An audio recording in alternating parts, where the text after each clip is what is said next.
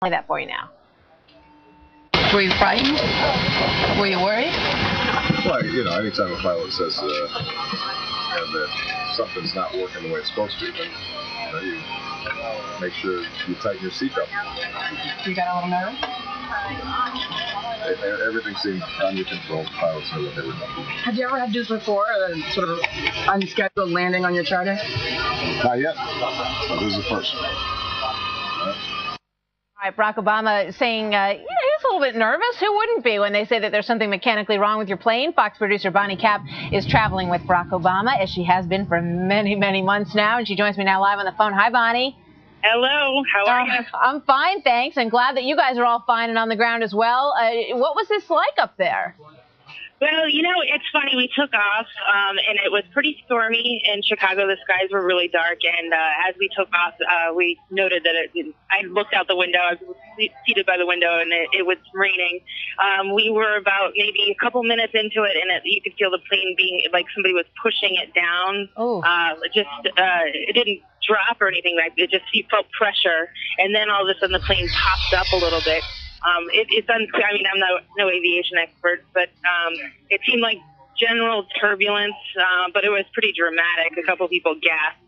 And then we took off, and then the flight was pretty smooth for about 10 more minutes, 15 more minutes. And it's hard for me to gauge the time because I actually fell asleep. And then So you weren't too worried, I guess. Yeah, well, I kept waking up because every once in a while it felt like the plane would rise a little bit, just unnaturally. And then that's maybe a couple minutes after that, a staffer came back and told us that we were going to be diverted to St. Louis. And then the pilots came on and informed us that although they had full control of the airplane, that there was controllability issues with the pitch, which you all were just talking about.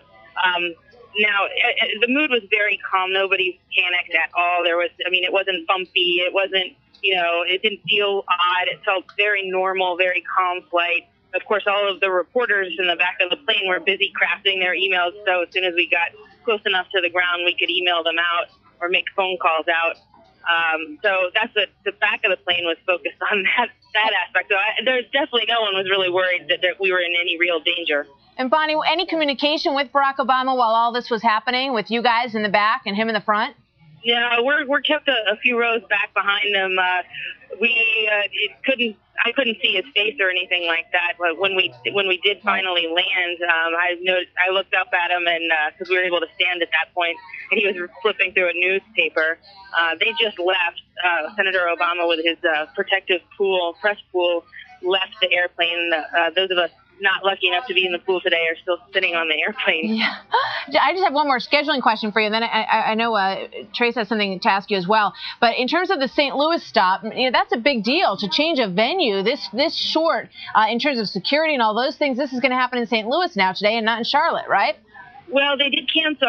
They postponed the Charlotte event, which means that he'll go back there at a later date. Reschedule a stop there. Okay. Apparently, now the details are still coming out, so I can't say this with full authority, but the candidate has phoned into, or is planning to phone into the Charlotte event. I'm not sure if he's going to give his prepared remarks or if he's just going to say, sorry, I couldn't make it down there today. Here's what happened. I'm not sure if that's the event. It's a little unclear right now what exactly his schedule is, but it does seem that he'll give some sort of economic remarks today from St. Louis. And if he does do that, it would probably be just in front of the press corps and not in front of a large crowd or a group.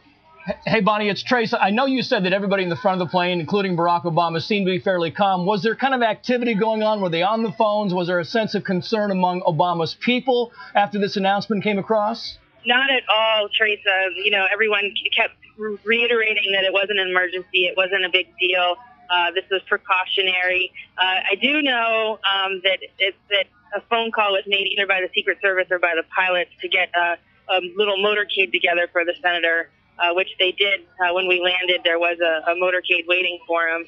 So they did call ahead for that. But like I said, it's very calm. Nobody was panicked that I could see anyway. Right. So that's it here.